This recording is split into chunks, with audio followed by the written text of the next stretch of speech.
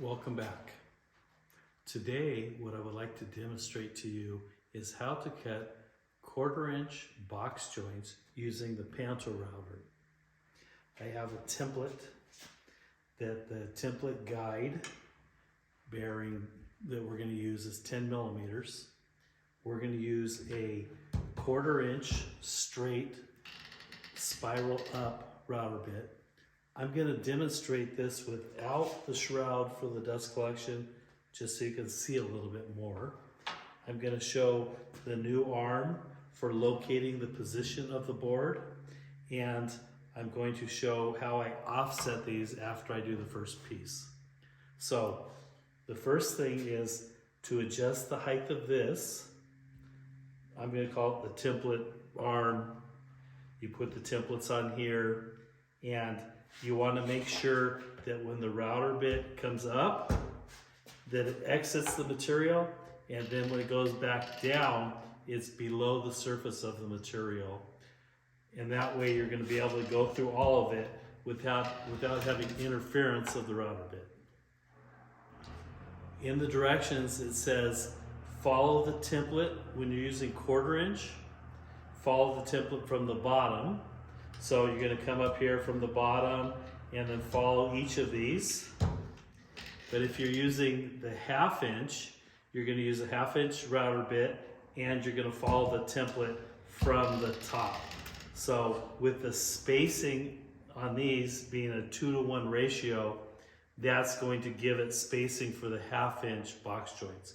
But in my case, I'm doing 1/4 inch box joints. So basically what I'm going to do is I'm going to slide this over so that the wood hangs over the table so that the router bit's not going to cut into that. So I'm going to use this arm here, and I located the fence. Normally you find the center of the board. You draw a line in the center, you locate this, find that. But in this case, you're going to line the router bit up so that the first cut is flush with the edge of the board. And the board needs to be in increments of the size of the router bit. So in this case, I needed to make this in increments of the router bit being a 1/4 inch, so 1/4 inch increments.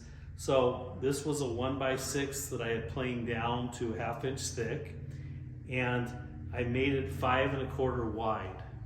So hopefully when this is all done, the dovetails, if you want to, or the tails of the pins of the box joint, hopefully are going to be centered on that board, which they should be for this. So I'm going to locate that there. I'm going to bring the clamp that down. I'm going to put a second clamp, and I have that locked into the fence here. So that way, for the repeatability of if I'm doing multiples of these, I'm going to line everything up with a line representing the bottom of the box against this stop. So as long as I have that line representing the bottom, which I drew on the bottom of the board, you can see here, I got a yellow pencil and I marked that on the bottom.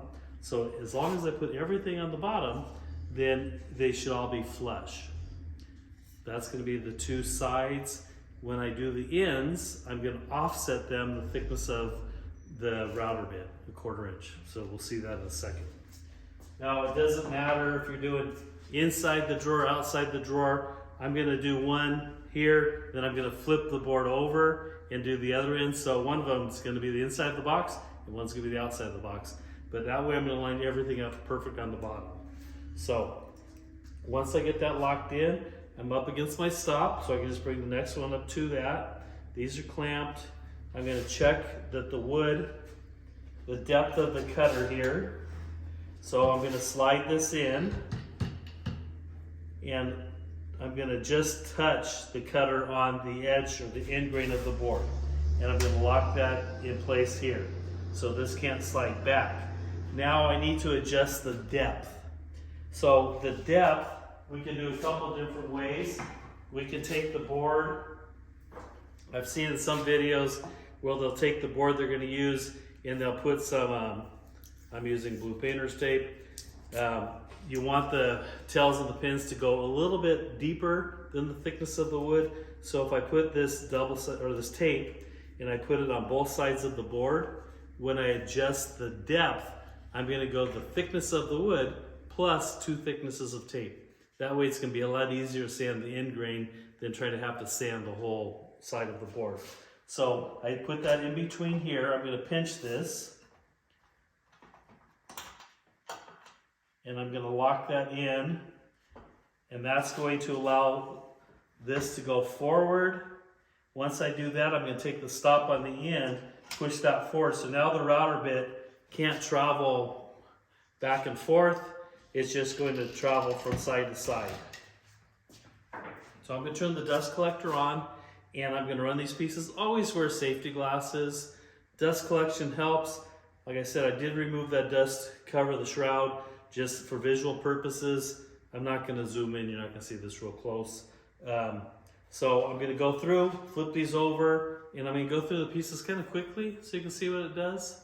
I'm doing this in real time, so this may take a couple minutes to get it all done, but I want to show you how quick it is, how repeatable it is, and how accurate it is in doing this. So bear with me with the sound for a little bit. I'm going to turn the dust collector on, dust extractor, and cut these in real time.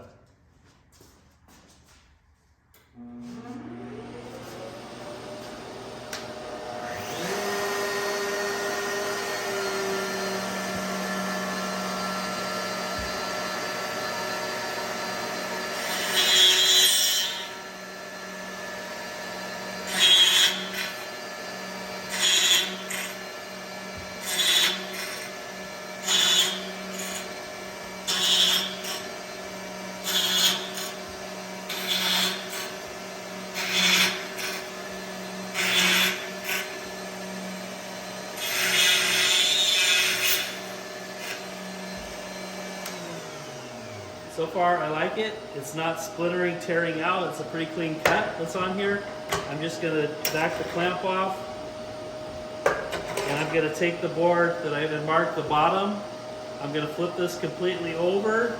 And I'm gonna use the same place to line the end grain up in that same location. So that way the router bit will still be cutting that same depth for the thickness of the wood plus 2 thicknesses of the painter's tape. I'll move this arm, and here we go again.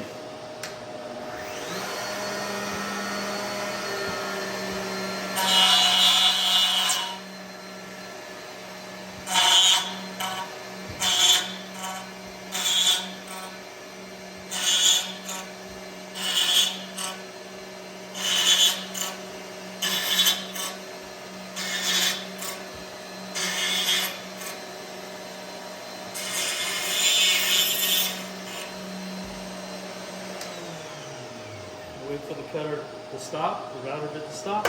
I'm going to unclamp this, and while it's still in this position,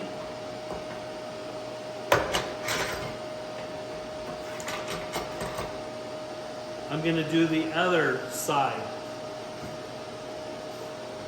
I'm going to put the line representing the bottom up against the stop, the fence. I'm going to still have it hang over, so the cutter's still cutting in the same spot for the end grain. Let me do this piece.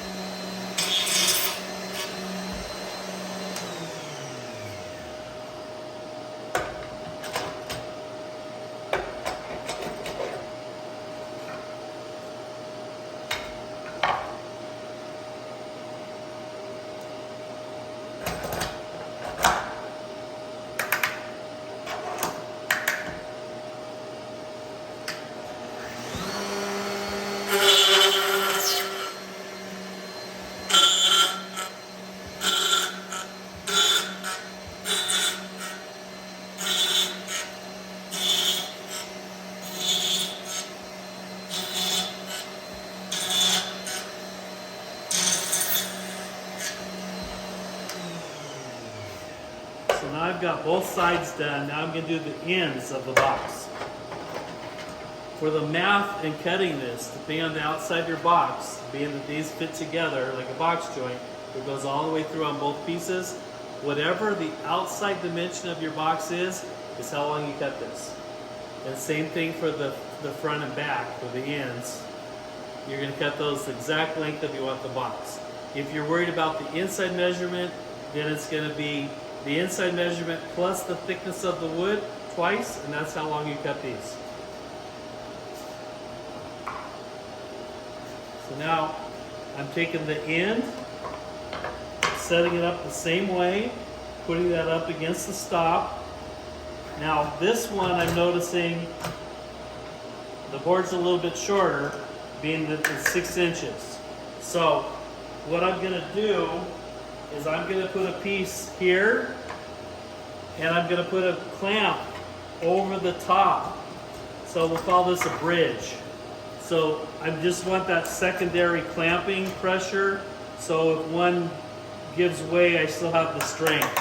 So I bridge this piece over the top, it's pinching this, I move that. Here's what I didn't do. Good thing I caught this before I ran this.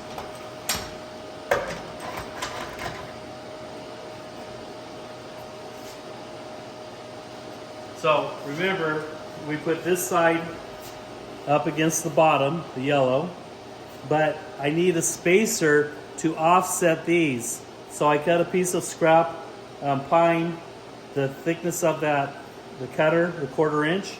I'm going to put this as a spacer up against the fence, and now I'm going to slide my wood with the spacer between the fence and the end of my board. I'm going to relocate this on the end grain. I'm going to come in, tighten that. I'm going to put the bridge in between there. I still have the pencil mark, the yellow pencil on the bottom. And here we go again.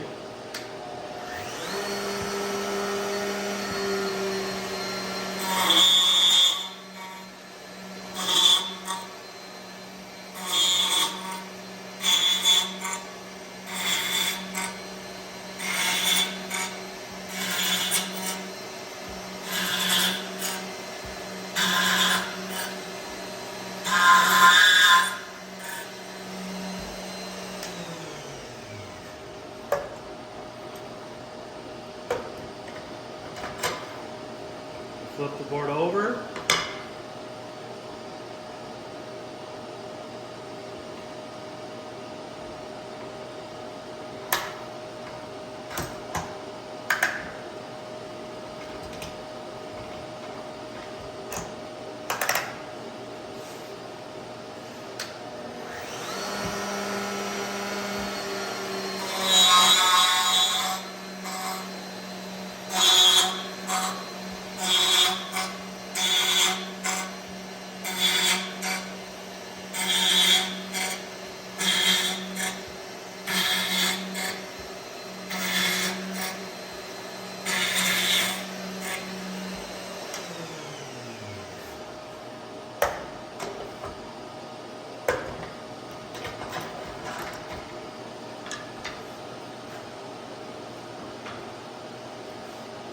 I don't need that tape on there. The yellow pencil towards the bottom of the fence again. This is the last piece. They have that offset between the fence and the board.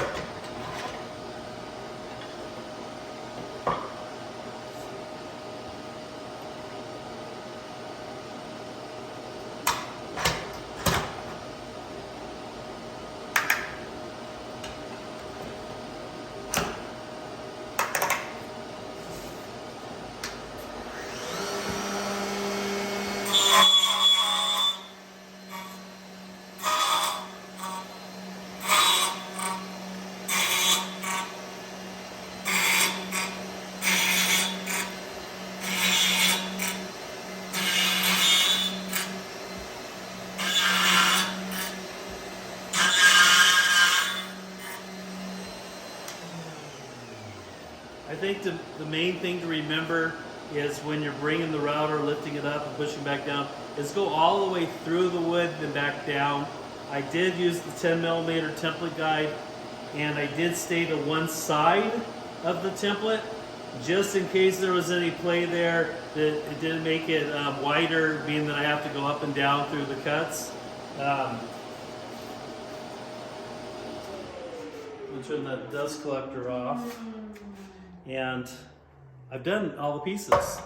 The trick is cutting the bottom. I need to do a stop dado so that when I cut the groove, I don't cut all the way through on two of the pieces, depending on where I locate that. So I'm going to set up a plunge router to do that, but this was more on how to use the Pantorouter to cut box joints, and it's very simple, very accurate, very repeatable. You can see that this fits together. Now, I did go a little bit proud, but that's going to be a lot easier to sand those, or some people even like that look of that being a little proud. I'm making sure my pencil lines for the bottom. It shows you how easy this is to fit together. It is a nice snug fit. I'm not fighting this. This is pine. I did one the other day in a hardwood in sycamore, and it worked just as well. So now I've got that together. I'm going to take my other side, fit that together. I still need to do something for a bottom. On this one, I'm not going to put a top on it. It's going to be an open box.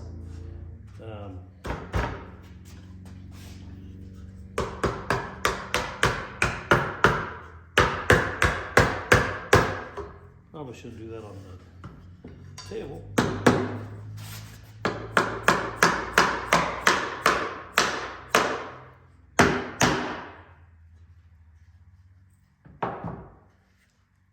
So very simple, very tight, very nice box joints, 1/4-inch spacing, the height of the box in 1/4-inch increments.